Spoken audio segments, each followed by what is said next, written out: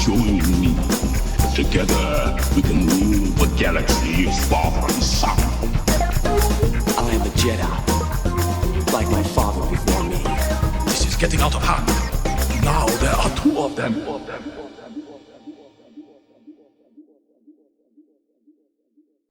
Hello there, space wizards and plastic spacemen and rebel princesses. This is Todd Hoffman and Trent Hoffman, and you're listening to Big T and Little T, a Star Wars podcast. Welcome to episode 93. Today, we're going to be talking about season 2 of Star Wars Resistance, episode 15, The New World. I just wish, honestly, there was something that happened this week. I don't know. It was kind of low. Nothing really going on in Star Wars world. No, I'm kidding. We got an Obi-Wan trailer. Oh my goodness. It was just... Wednesday was a good day. Let's just put it that way. So, start off, the Disney investors meeting was happening that day. That was the buzz. The buzz was there. And so early in the morning, we got some Entertainment Weekly stills of the Obi-Wan movie, or TV series. And you're like, oh my goodness. And we got a bunch of different shots that were cool, and Obi-Wan looking around a corner and got his hood on, and then a couple of Inquisitor shots. And like, oh, this is great. This is awesome. But of course, the fans, everyone's like, where's this trailer? Because there was rumors that it was happening, that was going to happen, and it did not disappoint. It was happening. It dropped, and people lost their minds. I was like, what are we gonna do here? So let's just kind of break it down real quick. It was good. I mean, we have some Duel of Fates and Battle of the Heroes in this trailer. I think that's what really kind of sets it up. And we have this kind of cool fade of the Lucasfilm with the sand logo, and oh my goodness, and then the Disney Plus with the lightsaber at the end. It's all over the place, but it is really, really cool. And why don't we just take a moment to go through it? So I'm not gonna do broad strokes here. I'm not gonna go like frame by frame. You can do that at your leisure. But there are some really cool spots in here. And we'll just kind of, so we get a nice little shot of Obi-Wan in exile. He's kind of looking over. We got this kind of behind the back shot of him looking on the sands of Tatooine, probably watching Luke. We got this nice little shot of in Mos Eisley with him and Opie, and we see him on a train with other workers, kind of distraught and mopey, which is fine. We got another kind of cool shot of this other planet that I believe they're calling Dayu, which is kind of the got more of that kind of underworld look, little Coruscant underworld kind of look. And we got Obi-Wan like in a hood watching somebody, which is cool. We got this kind of shootout on the rooftops. So I don't know, again, if it's Obi-Wan or somebody else, but he's definitely shooting up on the rooftops, which is interesting. We get this kind of binocular shot, and he kind of zooms in. We know this shot. We know who this is. This is Lars Homestead. We see Lars and Aunt Beru kind of come out of one of the little hovels, and then there's Luke Skywalker doing some pod racing on top of one of the houses. Oh my gosh, my heart. I can't take it. He's even got goggles on, like father, like son. It's so cool. It's so cool. We got this cool shot of like, I think the third sister is called Reva, and she is the African woman lady, and she is kind of talking to the fifth brother, I believe, and another sister here on this table. and there's a stormtrooper, and it looks cool. It looks very Imperial, which is awesome. What else? We got another shot of back to Tatooine, and we get a close-up of Uncle Owen, who's played by Joel Edgerton, and there's a hanging. So I think what's happening is the Inquisitor is trying to kind of get the people's attention and bring him out. Then we get this another cool shot back at like Dayu or whatever it is. And it's got this kind of arbalest in the back, and she's looking down trying to find everybody. And then the next shot, we got something like, now there's a little controversy that this might be a Han Solo blaster. I'm not really seeing it. It kind of looks like it, but it's basically a guy in the alley with Reva there. I don't know. It's a stretch. It could be there. And then we get Rupert Fiend as the Grand Inquisitor. Already, we're talking about his head. It's kind of small. It's not. It's kind of round. He has the same tattoo markings as the Grand Inquisitor in Rebels. So now, not only do we got some Cad Bane heat, but now we got some Grand Inquisitor heat. I'm kind of on the fence because one of the things is that, you know, he's Pauan, I think is the species. And we see them in Utapau when Obi-Wan goes and visits them. And they got a pointy head. And they got like a lot of ridges and all that stuff. And so when you see the Grand Inquisitor in Rebels, it's a little bit more animated, obviously a little bit more exaggerated. And now the Grand Inquisitor here doesn't have those kind of like skin ridges that the Powans have. And so I'm on the fence with this one. I'm good either way. Again, you know, animation exaggerates. That's the whole point of animation. So when you come into real world and real practical effects, I'm not totally hung up on it. I just hoping that Rupert Fiend brings that energy. You know what I'm saying? So I'm cool there. We got Sung Kang. Now Sung Kang is from Fast and Furious. I love him in Fast and Furious, and he is the fifth brother. There's this really cool shot of some stormtroopers in this kind of Coruscant underground looking thing. I believe this is Diva or whatever what is it called? What's the planet called again? See, I'm already like losing it. It is something, please, internet. Dayu. There we go. See, Star Wars names, they're hard, and I need like a couple iterations to figure it out. We got a double blade spinning lightsaber again, very similar. We saw that in Rebels, so there's no surprise there. There's already debate like that silhouette of the guy's head. It could be a clone trooper or possibly another Jedi. Who knows? It's hard to tell. It's definitely, he's trying to find out where he's at. We see another shot back at Mos Eisley. Reva looking for... it almost looked like it's Uncle Owen, but maybe it's somebody else that she's trying to chase down. There's a quick shot of escape pods. Yeah, I'm trying to think what else. We get the temple shot of the Fortress Inquisitorus on Nur, I think it is. We get to see this Jedi Fallen Order. If you haven't played Jedi Fallen Order or watch Rebels, this is your opportunity to do that. It is so good. We get to see this again in both those series. We get this cool shot of Imperial officer. Okay, I gotta talk about this stormtrooper's butt. Okay, so there's a real quick shot of, it looks like a stormtrooper's holding some kind of lightsaber, but I know my TK, that is not a stormtrooper butt. I also have a pretty good idea of like the Clone Wars, and obviously there wasn't any clone troopers filmed literally in the prequels, but I don't know if that's clone trooper army. So I'm a little like, I'm wondering what this trooper is. It's hard to say, but I'm just fascinated by this butt. I'm like, it's not TK, it's not a clone trooper, so who knows?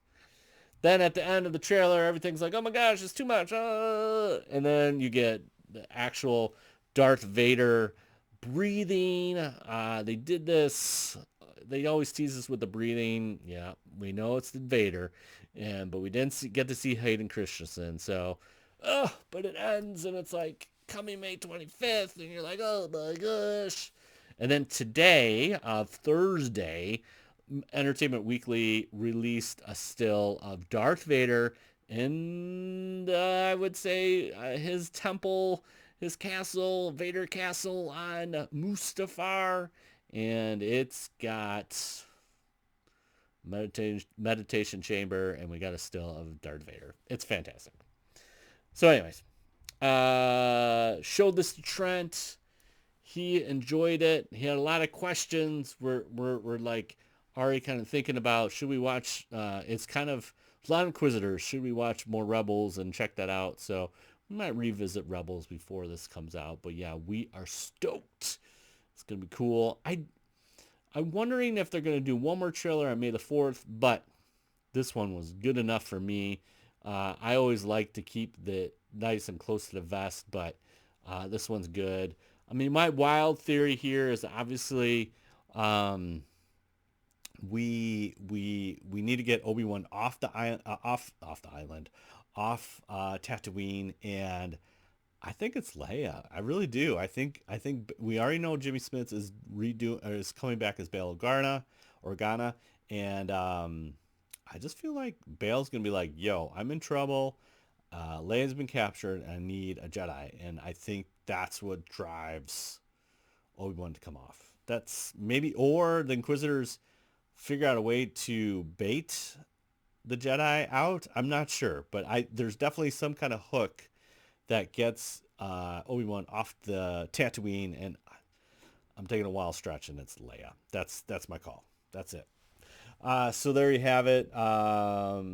It should be a lot of fun. So there you have it. That was great. I hope everyone enjoyed that trailer. I thought it was great. Again, besides the Grand Inquisitor's head, if you want to debate that, that's fine. I think again, it's kind of like if I saw Cad Bane before, I might have really been thrown off, but like seeing it real time in Book of Boba, it was fantastic. And so I'm kind of on that route with this one. I just want to see the Grand Inquisitor like literally more in action so I could see it before I make any kind of judgment on it. So there you have it. All right, we're getting back to season 2 of Star Wars Resistance. This one is called The New World. Not the New World Order, but The New World. This one is pretty straightforward. It originally aired on January 12th, 2020. And the Colossus arrives at a beautiful planet that Captain Doza hopes it will be this new home, but the world's inhabitants may not be so welcoming. And then you add the dun dun dun. So we pull up. Kaz is curious, like, what's going on? And basically the aces are called to do a recon. He is so that's the plan. They reach, it's called Eos Prime is the planet, and it's in the Outer Rim, and Doza feels like this is a great first this is looks like to be a good landing place because he's sick of the Colossus running around, and obviously they're kind of running out of resources, so he doesn't want to do anything to damage, like further jeopardize the inhabitants of the Colossus, and really just wants to kind of settle down. Griff and Kaz are paired up. Now Griff has the ex-Imperial kind of vibe going on. He's pretty cool. I think it's been a while since we've had Griff do anything more in the series, so they team up. And when they get to a scouting area of an island, they see some inhabitants, and so Griff's like, hey, let's test down. They touch down. Kaz is looking around. They both got their droids out, their astromechs, and Kaz finds actually a First Order helmet. So he runs after Griff. Griff is not there. He keeps on running through this tunnel, and it turns out it's an old rebel base. We see the rebellion symbol on the side, and you're like, oh my gosh, here we go. And then during this part, he kind of keeps on looking around, and then he comes into contact with these species. I don't know. I mean, Aeosins, maybe, is that how you say it? I don't know. They're kind of have like chicken legs, and they have like they're more kind of fish like, I guess, or something like along that lines. I mean, it kind of remind me a little bit of like Avatar with Avatar. They kind of had that feel going on. Seemed like they were part of the world and the resources, and they got these cool kind of like air whales kind of thing going on. And but yeah, so they get captured. Kaz gets thrown into a cell, and there's Griff. So nothing too major there. But they're captured, and so they're trying to figure out again what is going on, what can we do. um so once then what happens is that also at the same time, they see the Colossus and some of the Aeosins, I'll just say that, um, they see the Colossus and they go after it, and then they land basically where the Aces are. And Niku, being Niku, introduces himself, but they then are super battle droids from the previous couple episodes, or yes, the last week's episode with the mutiny. They showed up, start firefighting, and they get in trouble. And so there's a little hostility going on as there's a little firefight in the bridge and just trying to get everything calmed down. And so Jaeger is trying to negotiate and try to stand down the battle droids at the same time. Um, we go back to Kaz and Griff, and they meet the Queen. And the Queen, Kaz basically tries to introduce himself, and obviously he talks really slow and tries to communicate. And she can speak basic, which Kaz is grateful for, but he essentially says, "Hey, oh, we're trying to find resources, and we want to help each other out.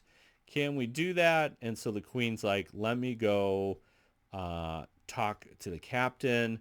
Um, and she basically kind of says like there was other inhabitants there, but yeah, we were trying to get rid of the First Order, which were just around. So they have to, then they take the Queen, and they go back to um, take the Queen and say, "Hey, we need to figure out a way to help you out, and we have medicines." And so as they're going back to their cell, Kaz sees a sick uh, Aosin, and he has like a stim stick or something like that that gives the Aosin immediate relief, and he feels better. So that's where this is kind of the plan B for Kaz. And again, I think it just shows that Kaz is thinking of others and not himself, and that's very good as far as being a resistance spy and part of the rebellion and what they do and stand up for not only themselves but other people. And that was very cool. So he reaches out in kindness, and it turns out the Queen notices that, obviously. And so now it's time to broker a peace deal. They go back to the classes and talk to Doza, and Doza feels that, here's some medicine. So Kaz gives him medicine, and right now the Queen feels like they can work with each other because the rebellion that was there before really helped them out. And there was again, it's all about the yin yang. There's copacetic there, and they were able to have this kind of peaceful relationship between the rebels. And now with the resistance on board, they feel like they could do it too. Kaz, still very interesting about Kaz, and you could see that he's kind of growing up, is that Kaz feels that he senses war, not peace. And so he's like actually less optimistic than Doza as far as like, yeah, this is something that we can accomplish or deal with. Like I think like Kaz really feels like there is still war to be had. And obviously with the First Order just being there, they might come back. It's hard to say. But then Kaz kind of looks out to the sunset, and there's a nice little shot of like the ocean view and all that fun stuff. And that is how the episode ends. Very interesting. So I based on Kaz's little kind of premonition, I feel like we're gonna get some First Order very, very shortly, and probably not what the Colossus crew wants. But there you have it. That is really all about that. As I was preparing for this episode, I'm like, episode 93, as we get kind of in the 90s here, I just thought it'd be kind of cool to see, kind of backtrack a little bit and see what was actually happening in 1993. That's significant for me because that's the year I graduated high school. It's crazy. So that is almost 30 years ago. Oh, it's crazy. But here we are, and I thought it would be kind of cool to see some of the things that were happening in 1993. I know personally, this is where I was introduced to Timothy Zahn. So this is kind of the moment, if you will, that really kind of kick-started my Star Wars fandom to like overdrive, was that introduction to Timothy Zahn's Heir to the Empire. And so that's kind of where this started for me in 1993. So it's kind of rekindled that love for Star Wars. Now, really, some of the things that are happening is that Star Wars X-Wing was released in February. So that is a game that I just absolutely adore. So that was released in February. I was playing heavily of that on my, I believe it was a 486 computer with like 4 megs of RAM or something ridiculous like that, or 8 megs. It might have been 8 megs, but it was a really, my Sound Blaster 16. I know I'm dating myself, but kids, look it up. There you go. And so that was going on. I think, at this point, Dark Horse had some comics happening. The Last Command was published. So that's the third, I believe that's the third book in the Zahn trilogy. That was introduced in May. It was, you got, I'm trying to think what else.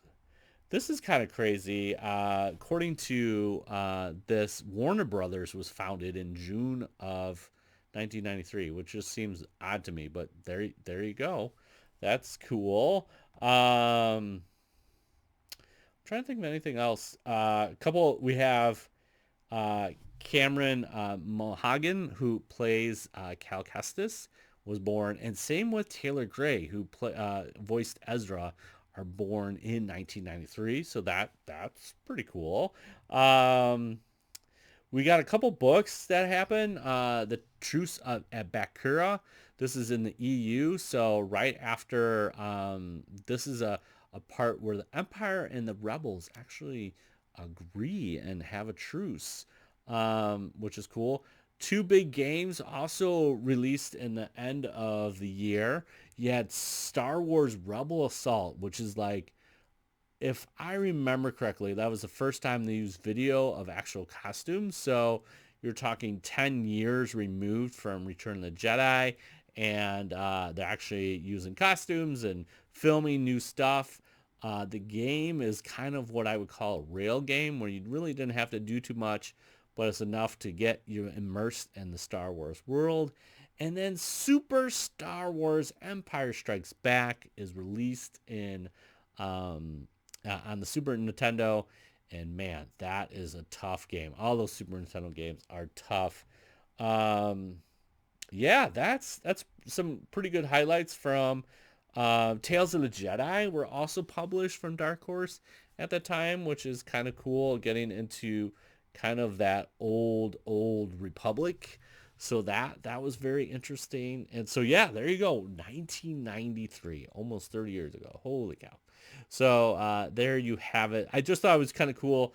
Just kind of thinking about that. So we'll dabble that in a little bit, see what's going on in those years. So there you have it. Another episode of Big T and Little T, a Star Wars podcast. If you want to reach out to us, Big T Little T podcast on Instagram, BLILT podcast on Twitter, and then twitch.tv/Big T Little T.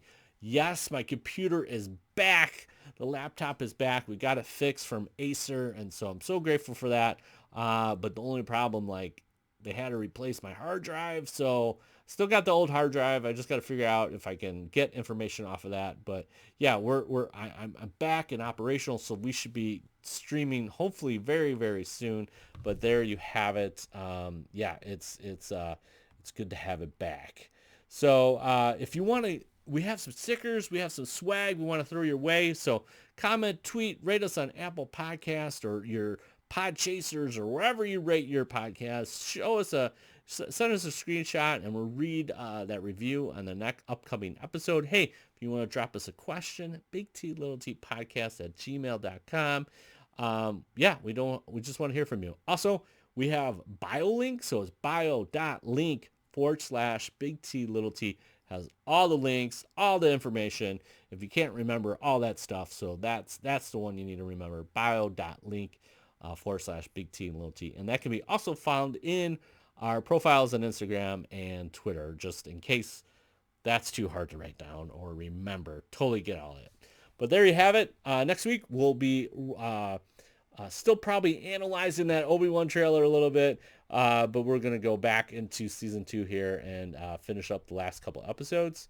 So there you have it. Now, truly, oh, wait, I even botched it up. See, Trent usually botches up, but now it's my turn. So now remember, truly wonderful the mind of the child is, and may the Force be with you always. Bye. See you later. Bye, bye, bye, bye.